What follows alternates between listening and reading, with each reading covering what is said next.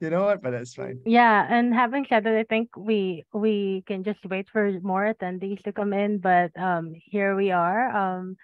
Uh we are now in our, I think this is just like the second community hangout that we've been doing in Asia. Like we started it in 2021, but right now we're just reigniting it to basically tell everyone that we are now recruiting for our next fellows for our COP28 team. And hello, everyone. I know I'm not in camera, but I'll show myself a bit.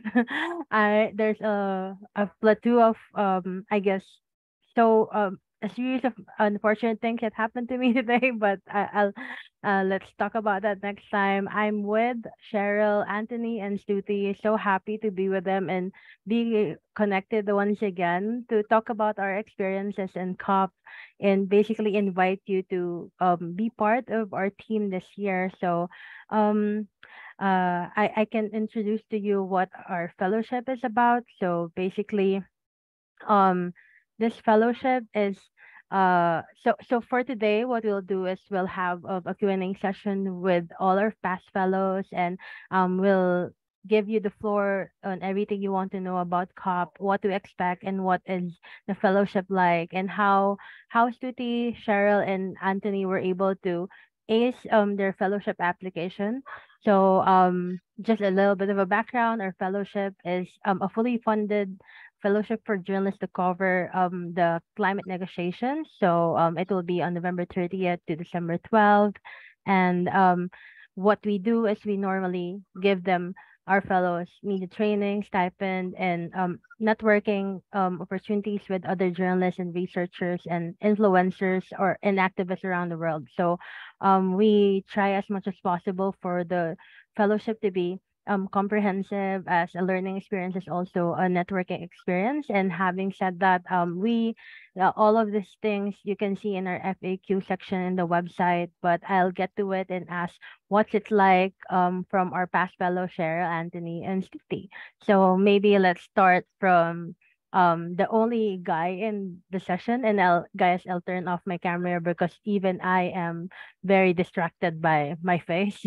So what's it like to be a COP fellow? Anthony and I flew to Glasgow. We actually stayed in Edinburgh in 2021. So can you give us a little bit of that experience? Yeah, in general, it was quite an incredible experience, really, because usually when we report on climate issues, we tend to be very national. I mean, I can't speak for every journalist for sure, but I imagine that when we report on climate stories in our own respective media, we usually have this national lens. So by going to an international conference such as the COP26, we get these insights. Like maybe it's just a short story. Like I was not only interacting with Indonesian officials, which is where I'm from. I'm from Indonesia, but I interacted with officials from Malaysia, from Bangladesh, and just different kind of countries. And then when I hear their stories, I'll be like, you know what? It's interesting to figure out what happens in my country in regards to what you're telling me about. And then it inspires more and more, insights, and also great networking. In general, it's also a great networking opportunity. Yeah, that's my answer. Yeah, before we go into like again unfortunate events, maybe Stuti can now share what do you think has been what did you learn from your experience basically?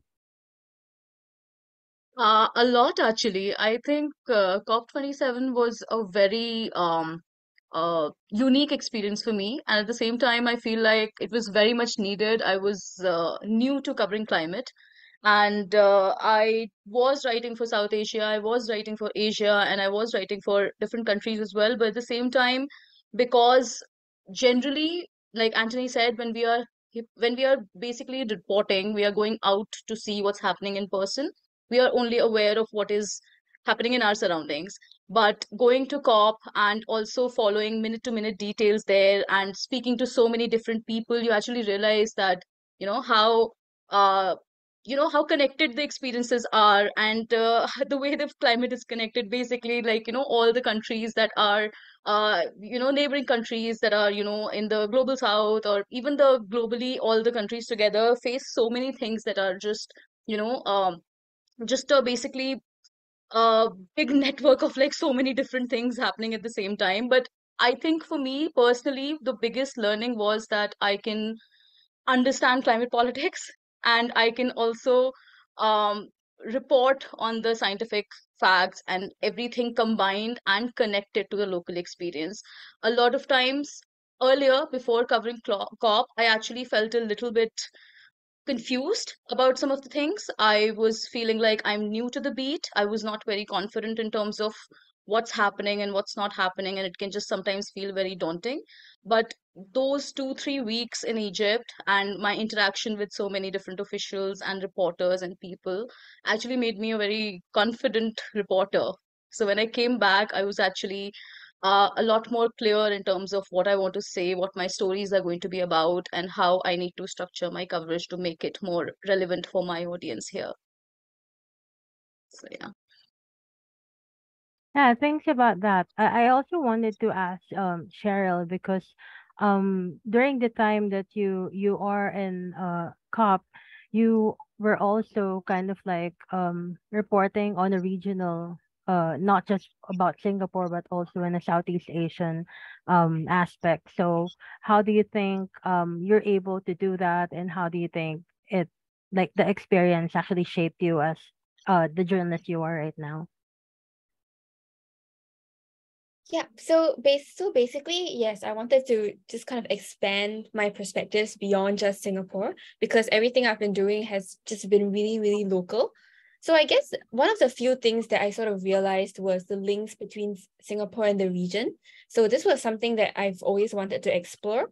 It started from importing renewable energy, and this was something that it's a big deal for Singapore. So I think that going to COP and realizing the sort of role that we play with the region was something that was eye-opening for me. So things like phasing out coal power plants in Indonesia. So Singaporean banks are actually involved in this. And there's also like the trading of carbon credits.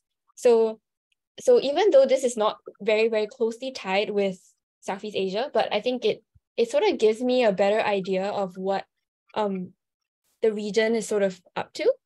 And I think that even though like I might just go and talk to people and like make contacts, I don't necessarily write on these things, but I think that it gives you something new that you learn, or like a new perspective that you can always sort of apply to later. So I think like right after the conference, I sort of started to understand the regional sort of energy needs more differently. And I think afterwards I wrote like a piece on basically needing to upgrade our power grids to take in more renewables, and not just in Singapore but in the region. So I think that it gives you like good contacts, and it gives you possible people you could reach out to if you wanted to sort of pursue more sort of regional stories beyond just something that you write locally. Yeah, since Cheryl already started basically covering topical topics like energy transition, and also carbon credits, why do you think a journalist should actually aim to cover COP28? Maybe you can start with Stuti. I think one of the reasons why I think anybody who reports on climate or anything related should definitely be here is because it gives you a very wide understanding of where the world is headed, and in terms of what the discussions are globally. And policy and politics and diplomacy, these are always going to be connected to our regular reportage, even if we are talking about renewable energy, even if we are talking about extreme weather events, or what is happening and what we are doing about the climate crisis is always going to be part of our story whenever we report on it. So I think within those 2, 3 weeks of COP, 2 weeks of COP, generally you will end up covering almost everything, almost all the larger issues. And whatever time you spend there, tracking the negotiations, speaking to people, and also the thematic events that happen. A lot happens outside of the negotiation rooms. So all those things are definitely going to be giving you a lot more knowledge than what you get while covering things here. And like both Anthony and Cheryl pointed out, that's definitely going to broaden your perspective. So I think personally, I definitely feel that while we can focus on one beat, we can be very thorough with that beat. Being there is definitely a major pro, and I don't think I would have been able to do a lot of the stories that I've done in the last 1 year had I did not basically have the chance to be there present, to be in the presence of all the people who I met during COP, and who also actually ended up helping me later on as well.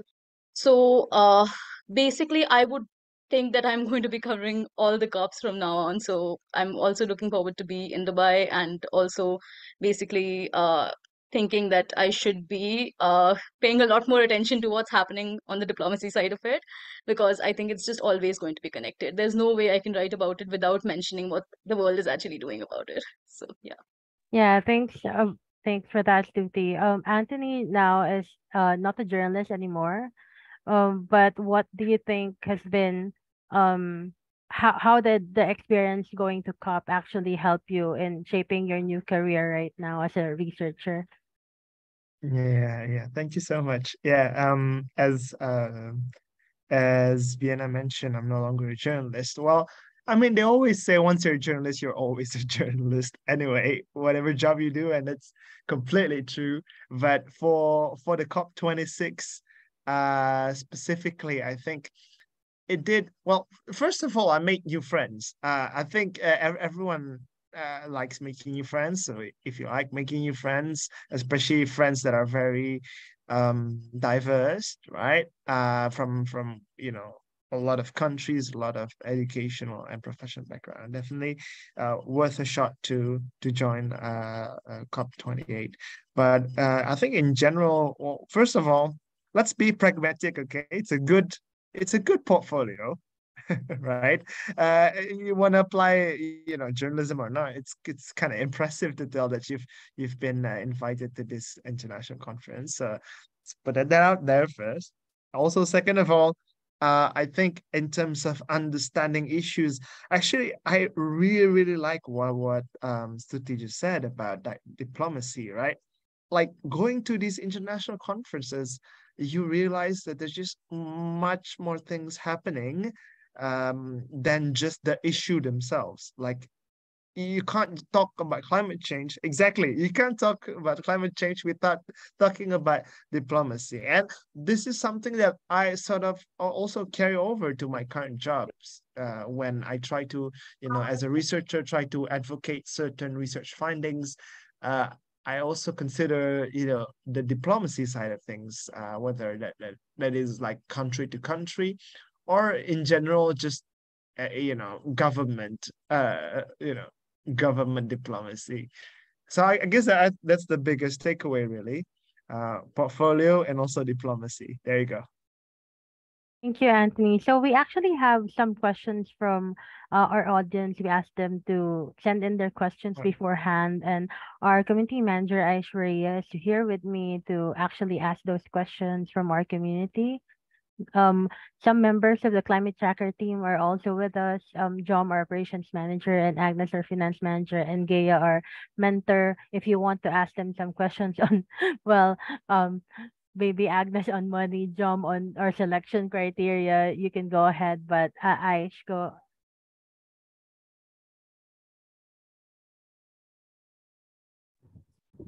Thank you, Birna. So I will just pose the first question that we received from our participants in the application and the registration form. This goes to all the panelists. Please, you can pick up whichever way. Are there any key insights that regarding the COP28 and similar conferences, which hold these global negotiations? For someone who's going there, what all opportunities can they look to collaborate with, and what kind of stories can they take out from it? Even in the application procedure. We're looking for stories which cover the intersections of health and climate. So would you want to share some story ideas, some tips about how to basically pitch to editors, the entire process?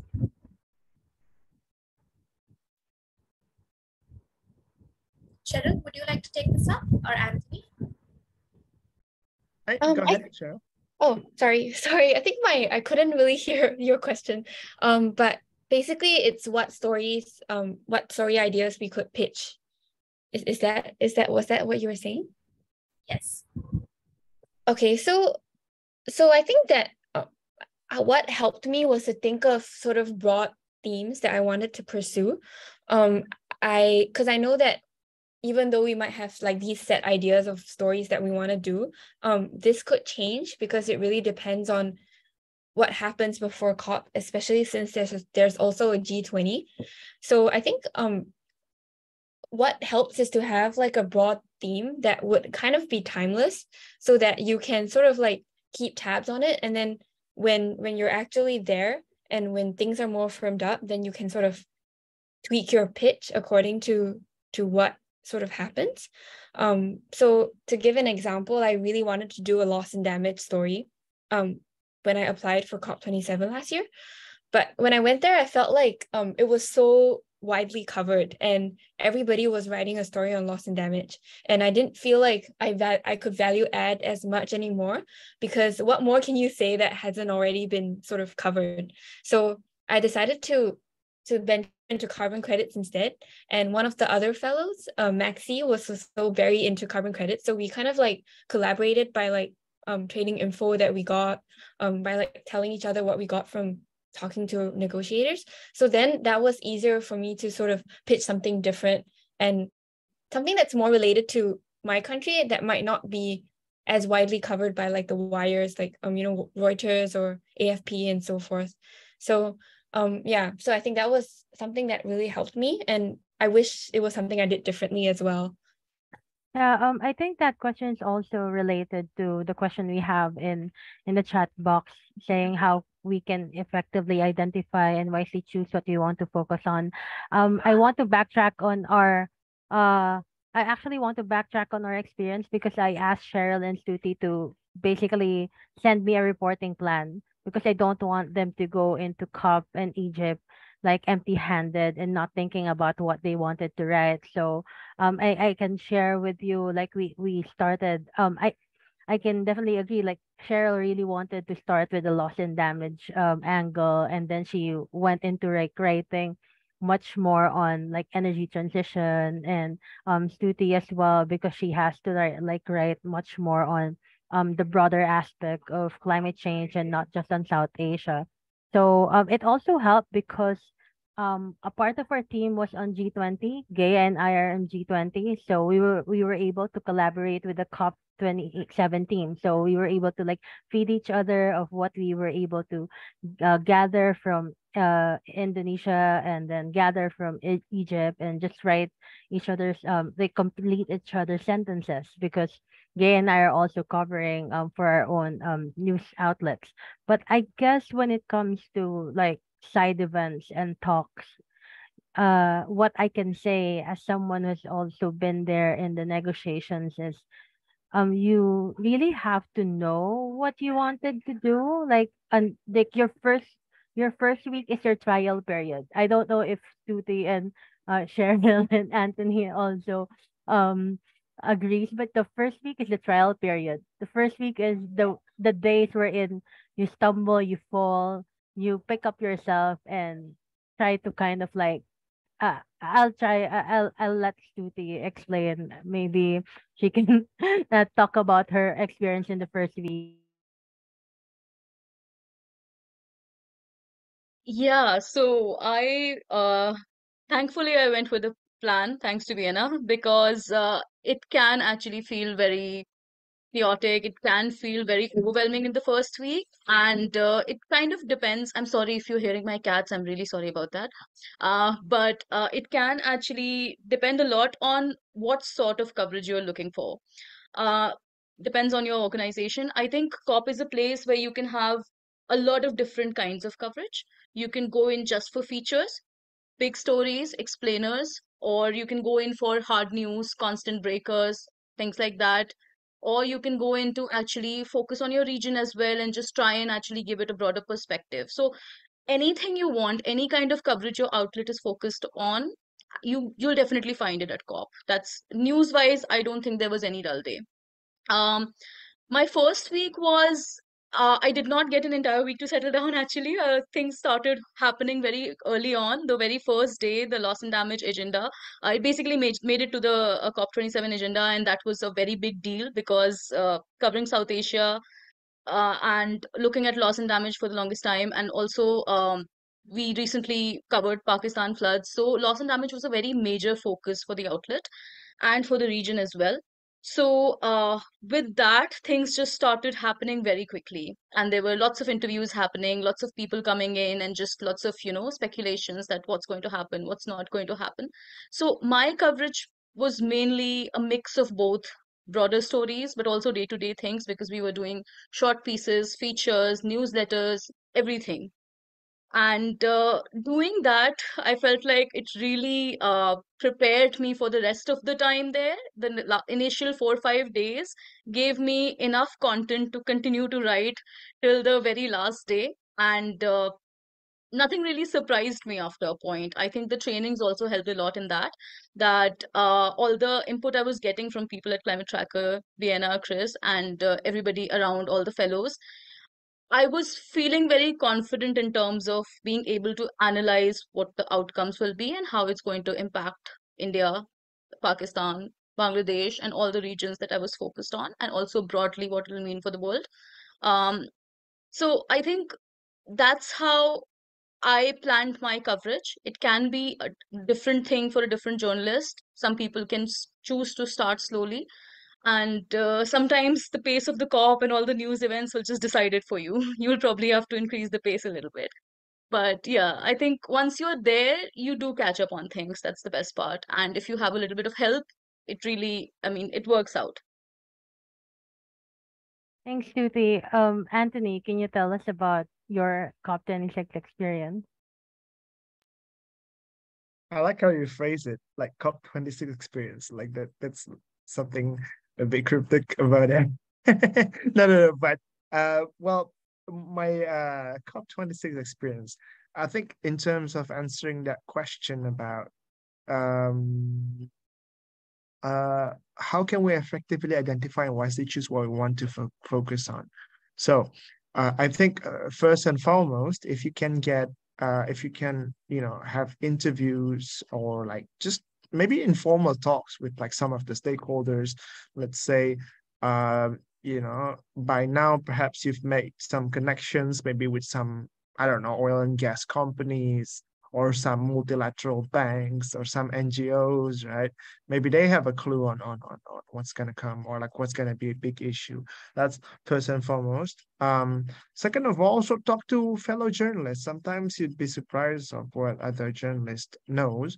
And I think both before and during, because actually when I started identifying which Indonesian journalists came to COP, and then I started talking to them, and then I started understanding like, okay, coal is a big issue during that year because there was coal phasing out.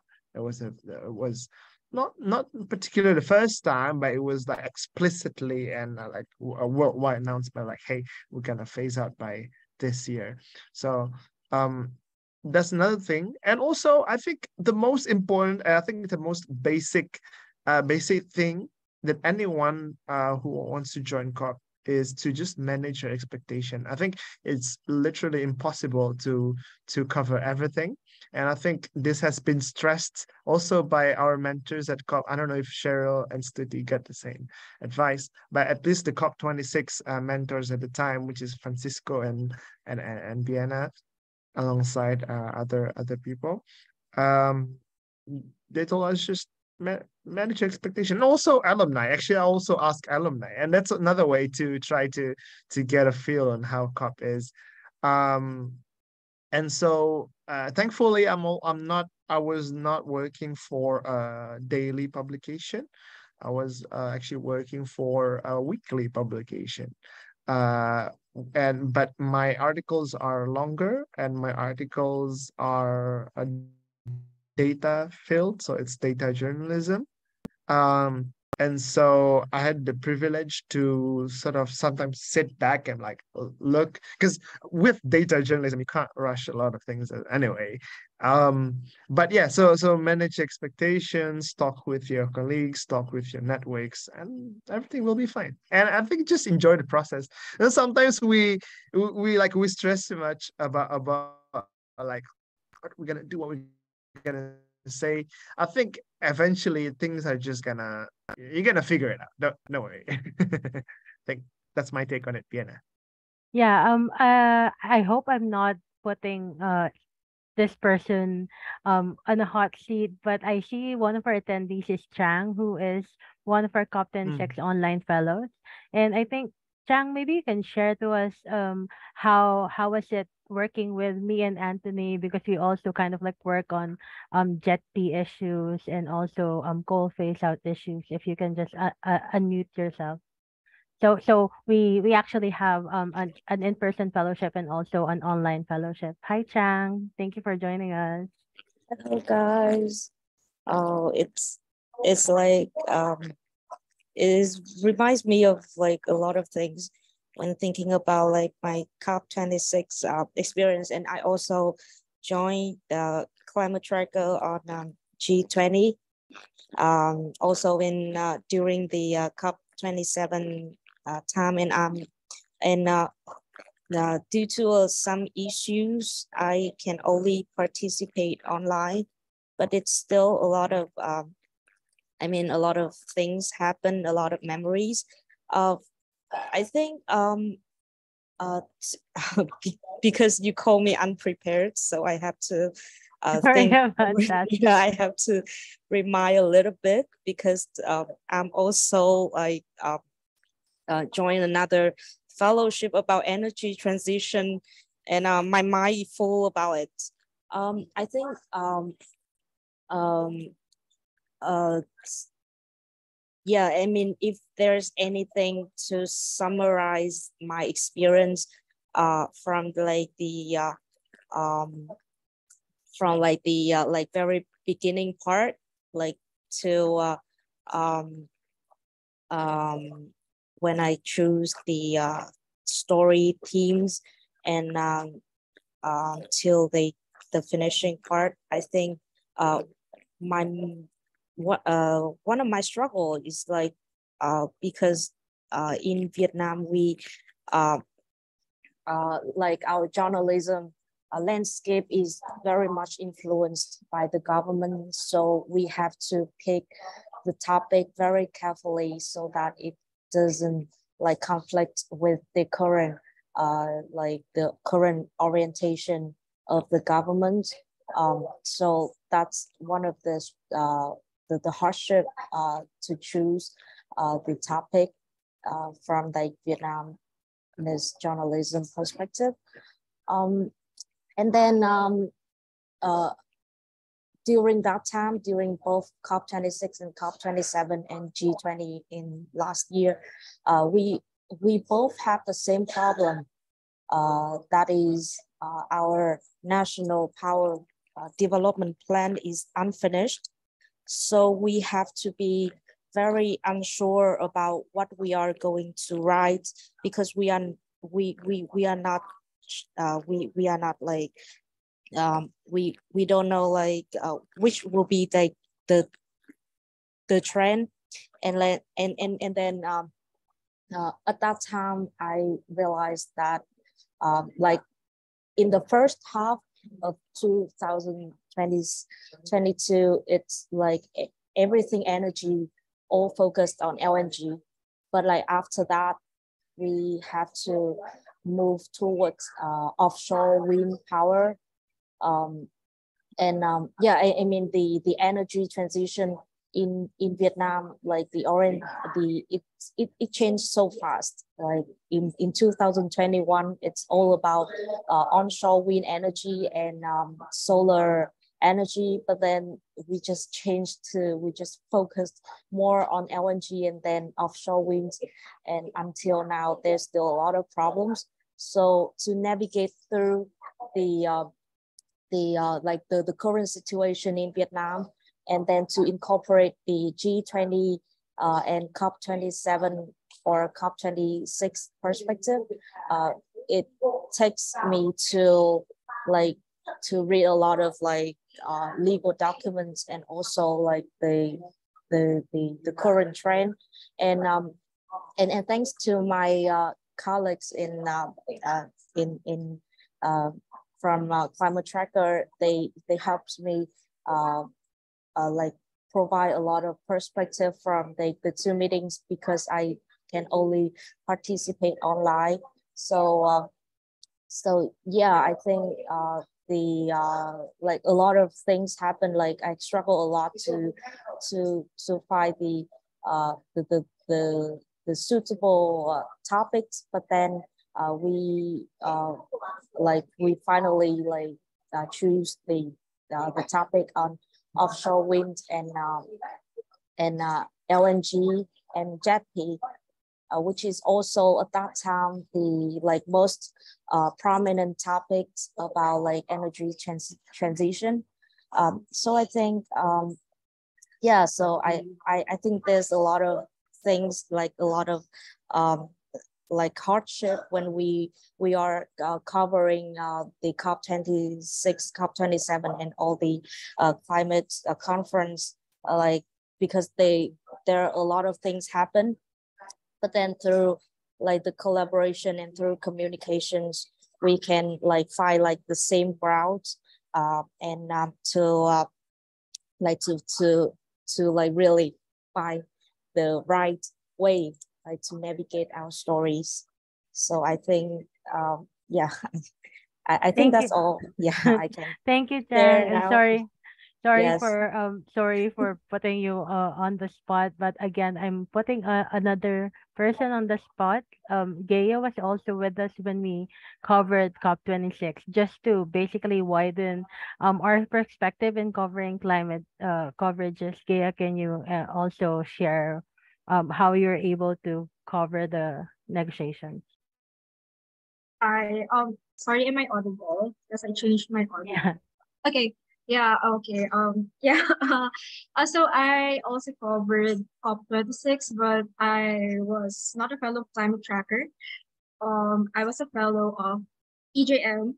And I also had great experience with them. I also received amazing training from the mentors, and yeah, so but the thing with the main difference between, I think, EJ and climate tracker then was we only covered the second week, so in a way we kind of missed um some cool coverage during the first week. But anyway, so we had to catch up during the second week, which is like the crunch time because all the talks happened during the second week. Anyway, so of course I went to COP with a plan, and my plan then was to focus on the human rights aspect of climate change and its impact, so more on like the climate justice. Because I'm an environment reporter, a climate reporter, but I usually write from a human rights lens. So that's my plan when I came to Glasgow in 2021.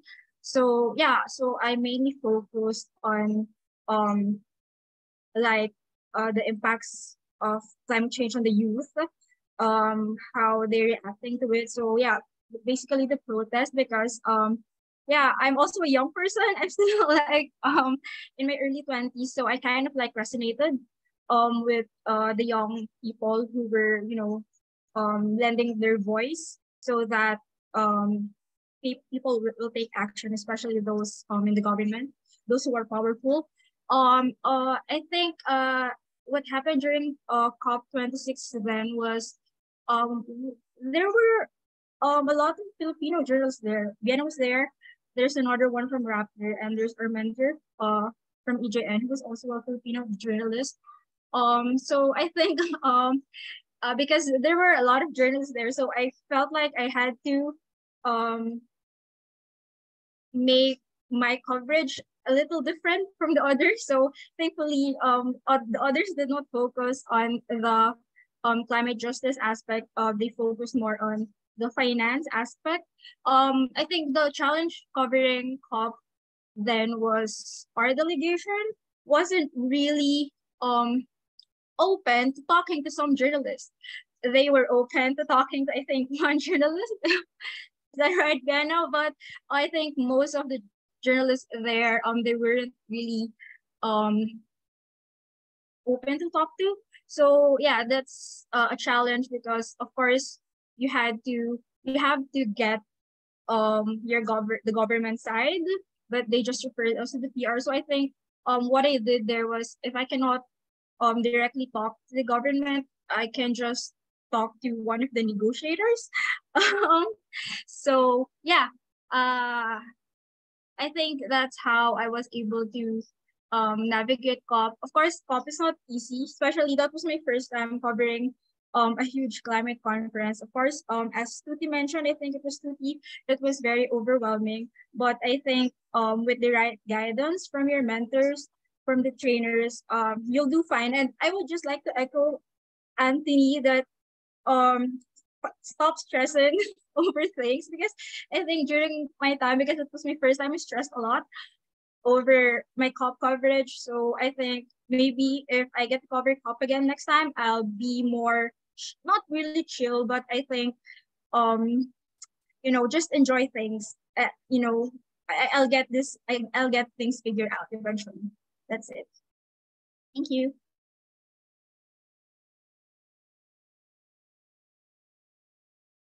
Turning over it again to Aish for some more questions from our community.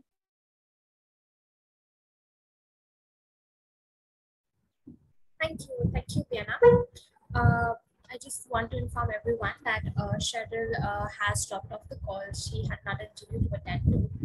In case you have any specific questions directed to Cheryl, please feel free to drop them in the chat box. We can respond to them offline while getting in touch with her.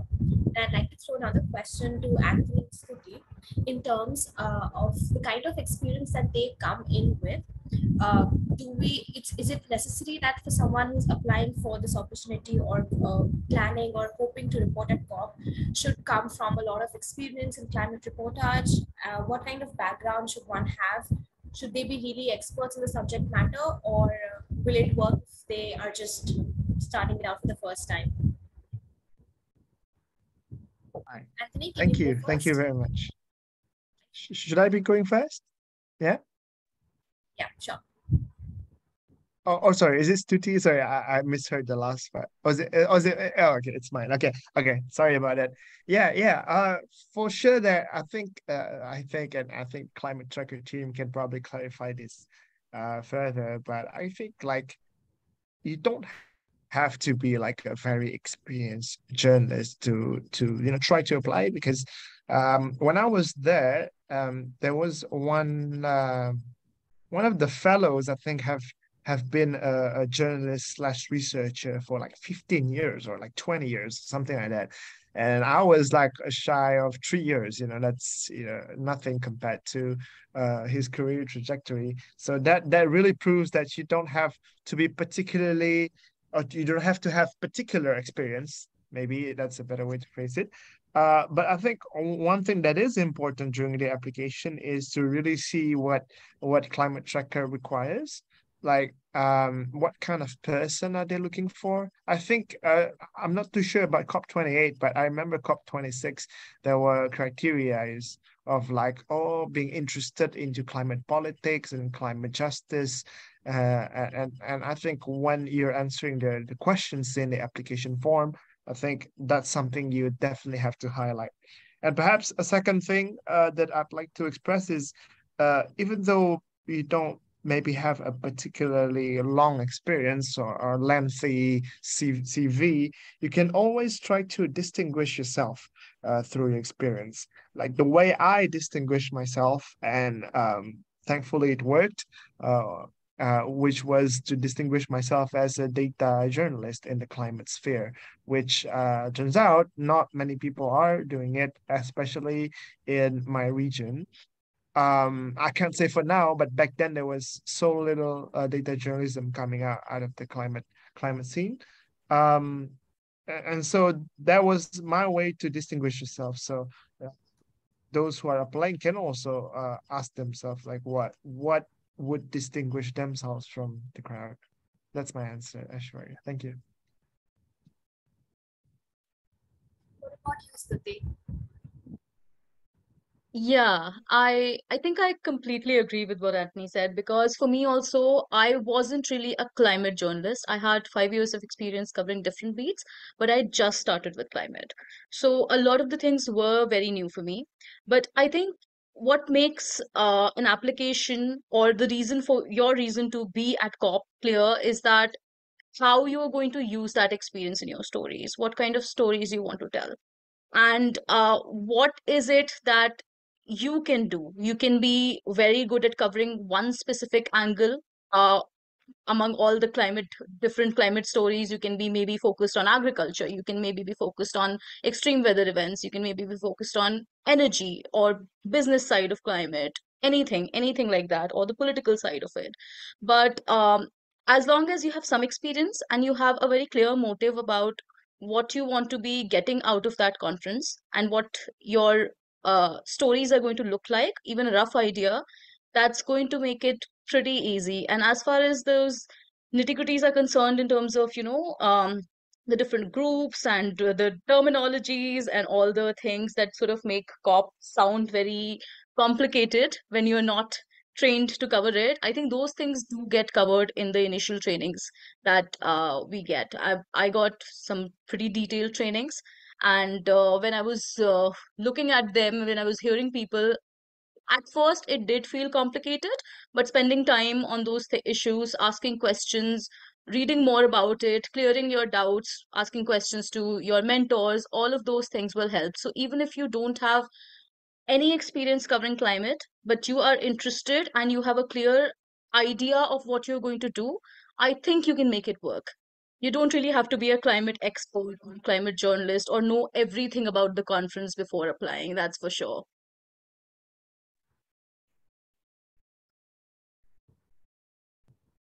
It's also, I'd like to add on that, like it's also how you brand yourself at the end of the day, right?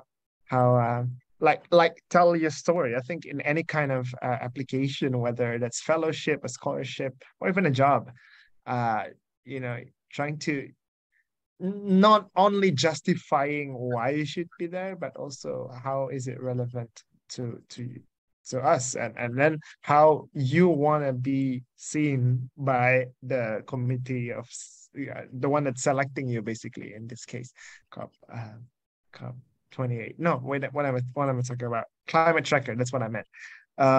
Yeah, yeah, completely agree, City. Great points. I For sharing, Anthony and Stuti. Just to reiterate for all our participants, it's okay if you have not previously written on climate change before, if you're not an extensive climate journalist. We really encourage you to take on the challenge that we have on our stories. All you have to do in the next 1 month, almost 20 days now, is to publish a story with a climate dimension. It could be to the topics or the beats that you already cover. So we're really looking forward to, read stories about the intersections of human rights, of gender, health, travel, even sports, lifestyle, all these kinds of beats. Climate change is, of course, impacting everyone, and we'd love to see how it's interacting with the daily and other routine things of our lives in your stories. Yana? Yeah, but we're specifically looking for a story on the intersection of health and climate change as well. Like that will definitely bolster your application if you really want to be part of our team. As you know, this year is we actually COP28 is welcoming a day specifically for health. So we also want to spotlight that in the application and also in our coverage this year. And maybe I can call on Gaya again to explain what kind of stories we're looking for.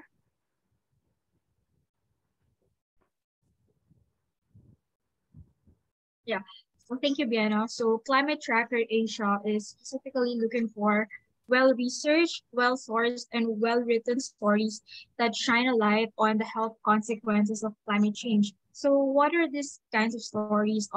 It can be tracing the health consequences of fossil fuels or the rise in respiratory diseases among communities residing um, near fossil fuels, or maybe the health benefits of moving away from this um, fossil fuels such as coal and oil.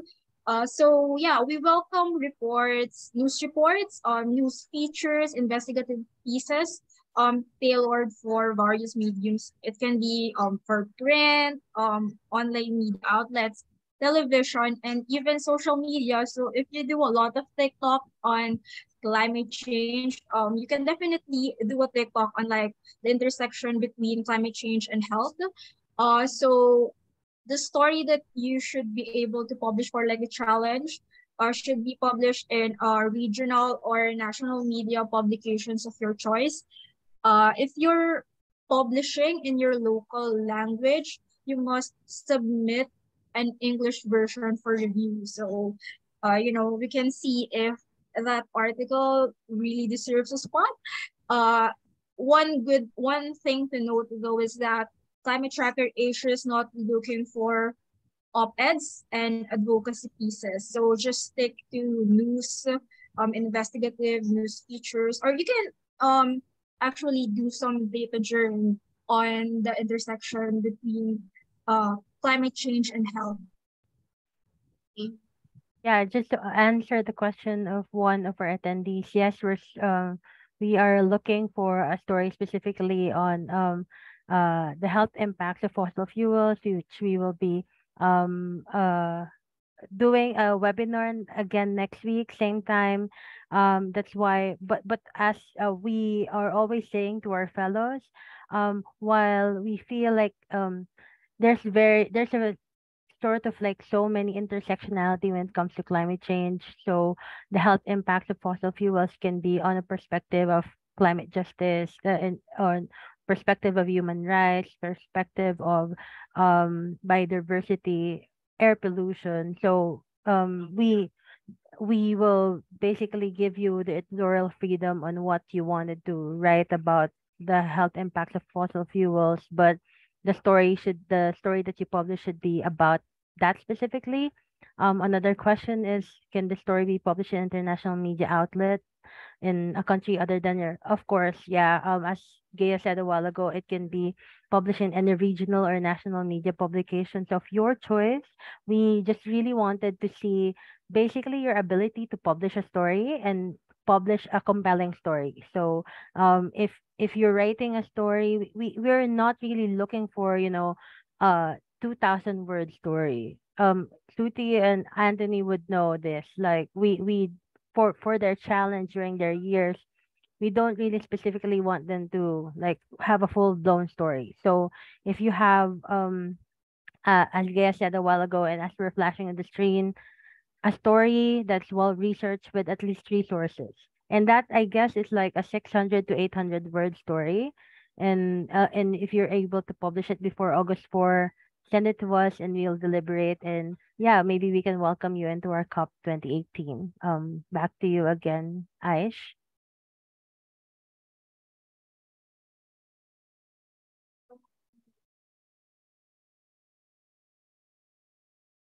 So yeah, we welcome more questions. But we're actually running out of time.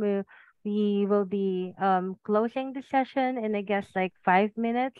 So if you have last minute question, go ahead and type it in our question Q&A box. But I guess for your last maybe last question for Stuti and Anthony, can you basically uh maybe tell our audience right now, and because we are also recording this and sending also be sending this to the network that weren't able to join us today, can you actually tell them um why do they really why would this opportunity be beneficial to their journalism careers, and why do you think one climate journalist should actually be at COP 28?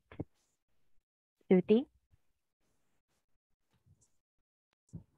Yeah, sorry, if you could just quickly repeat the question again. I'm sorry, Yeah, my yeah, internet is so a little patchy. yeah, sorry about that. I was asking about like just for our final question, maybe you can tell our audience why this opportunity will be important for their journalism careers, why and as a climate journalist and basically someone who want to report on climate for their journalism career, why do you think it's important to actually go to COP and see it for yourself?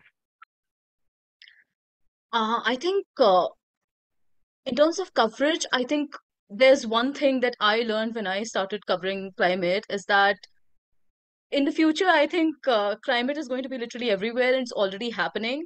Even if you're covering anything else, you will definitely come across some element of your story which will be connected to climate, or you should be probably mentioning that there's so much impact out there.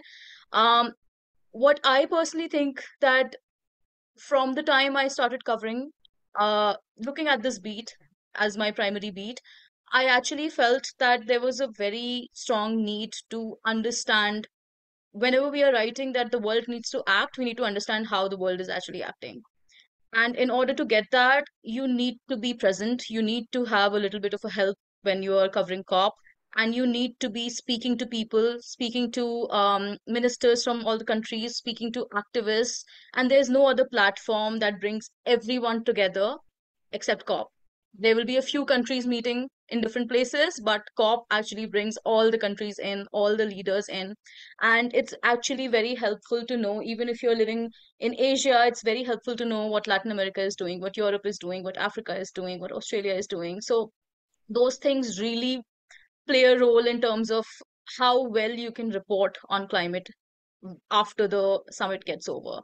And these stories with extreme weather records being broken every single day and just a lot happening worldwide in terms of news, I'm seeing that the news outlets everywhere are giving more and more space to climate.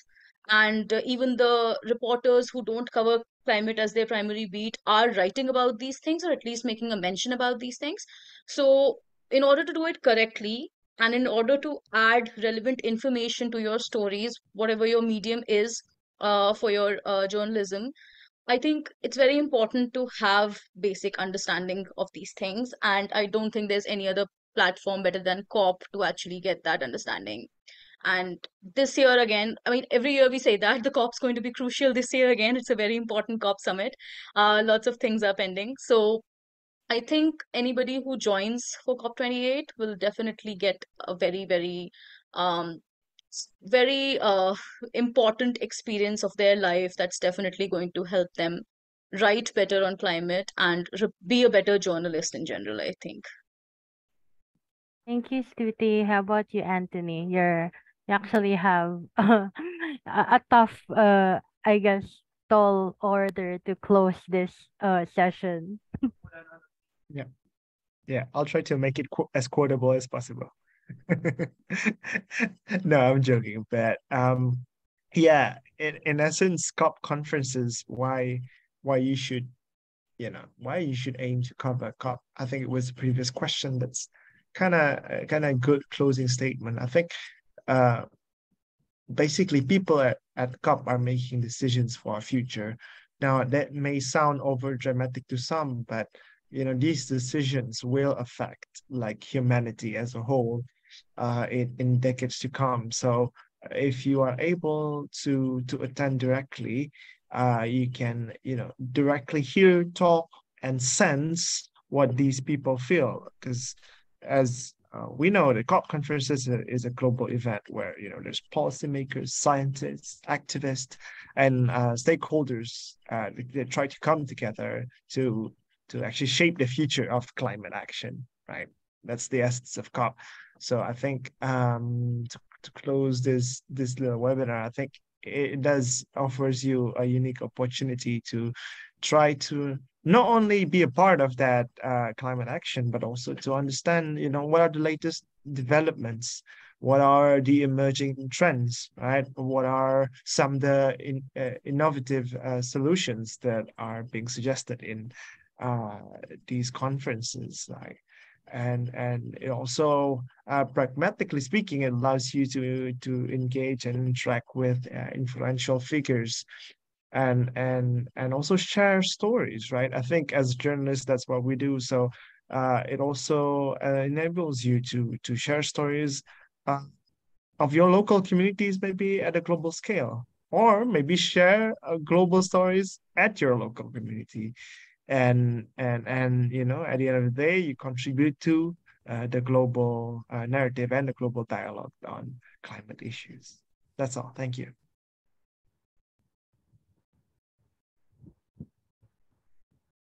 I hope that's quotable enough. What do you think? Thank you. Thank you. Thank you, everyone. I think if we have all the questions answered, we can now move towards closing this hangout. It was super fun to have everyone on. For everybody else, is there any questions that you feel might come up in the process of you applying, of you filing these stories? Please feel free to reach out to us via email or our social media. You will have it in your emails and also the links that I've shared. I'm also putting them again in the chat box. In case of any questions, please feel free to reach out. We at Climate Tracker Asia are here to help and make sure that you are taking your reportage to the next level. And we'd love for you to share the opportunity amongst your own circles, amongst your own groups and colleagues and newsrooms back in your regions, back in your countries and your localities. Thank you so much for joining us. Thank you, everyone. Thank you. Thanks. Thanks, Tuti and Anthony. Nice seeing you again. Thank you. Yeah, Yes. hopefully Very soon. we can have a Asia reunion. Yeah, we're one going. day, Gay and I face are to going. face. Gay and I are going to Jakarta in August. So Really? It's yeah, hot in Dubai. Oh, but but it might be better for us to have a reunion in Dubai. yeah, Yeah. yeah. Well, I Yeah, mean, so if there's a free invite for a previous COP, be happy to take that. so No, I'm yeah. joking. I'm joking. But Thanks again, guys. See you thank you. soon. Thank you. Thank See you. you. Bye bye. Thanks. See you. Bye.